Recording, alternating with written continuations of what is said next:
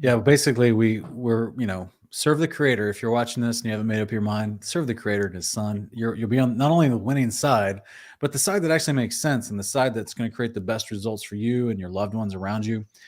Because, even though I've heard a lot of braggadocio, like antagonistic, like very hateful atheists and agnostics who say, "Oh, I don't even want eternal life. I don't care." I'm Mhm. like, tell me that on your deathbed. Mhm. You know what I mean? Yeah. Like, I know you got that attitude now. You sound all puffed up and bold now, but yeah, when you're being taken to Sheol by an angel, then tell me that.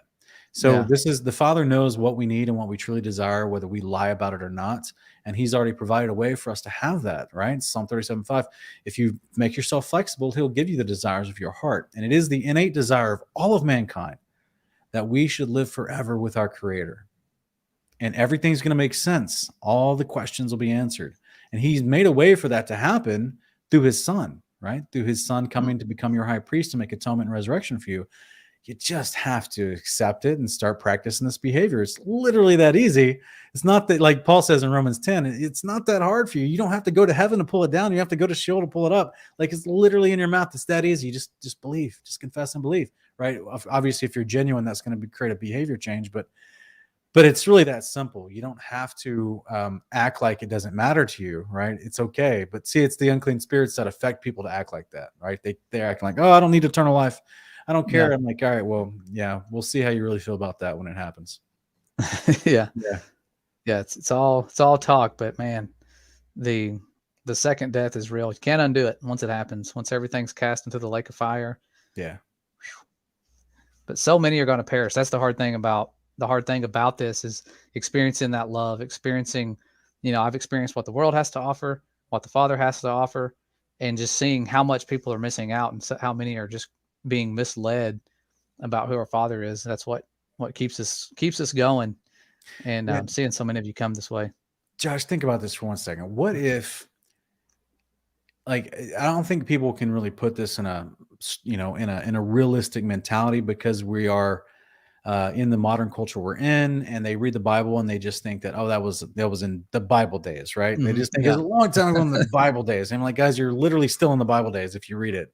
You don't yeah, realize that, but if you literally walk in the realm and in the area that Jesus was walking around, talking, interacting, healing people, doing miracles, and He was like, hey, I'm going to establish a kingdom on earth, and everyone's going to do my behavior, all this wonderful behavior you see me doing, and all this wonderful things that are happening because of my behavior. I'm going to establish a kingdom here, and then everyone's going to be required to do that behavior in this kingdom. Would you want to be a part of that new country?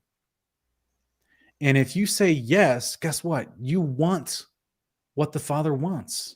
You actually share the desire of your Creator, regardless of all the bad Catholic or Protestant doctrine you've heard in your life that causes you so much confusion. It's that simple. He's coming with the kingdom, and only people that do His behavior are going to get to live in that new kingdom. And that kingdom will rule the entire earth. That's the whole that's the end story of the Bible. It's that simple. And if you disagree with that behavior, if you don't want to do the constitution of that kingdom, there will be no other choices at that point. It's either you do the constitution of the kingdom or you exist, you cease from existence forever. You get thrown in the lake of fire where Matthew 28, 10, Matthew 10:28, Yeshua tells us that both the body and the soul are destroyed. So like there is no living forever outside of His kingdom. You only get to live forever inside of His kingdom. And that's really that simple, right? If you mhm, if you've heard these terms and you've heard this idea that Jesus saves and that you need to ask Jesus into your heart, those are cliche terms that have, for many people, become meaningless because they don't know exactly what those mean, right? mhm. It's this simple. The Son of God was made your high priest so that He can vouch for you to the Father and then give you eternal life when the time comes so that you can live in their new country when they bring it to rule the earth.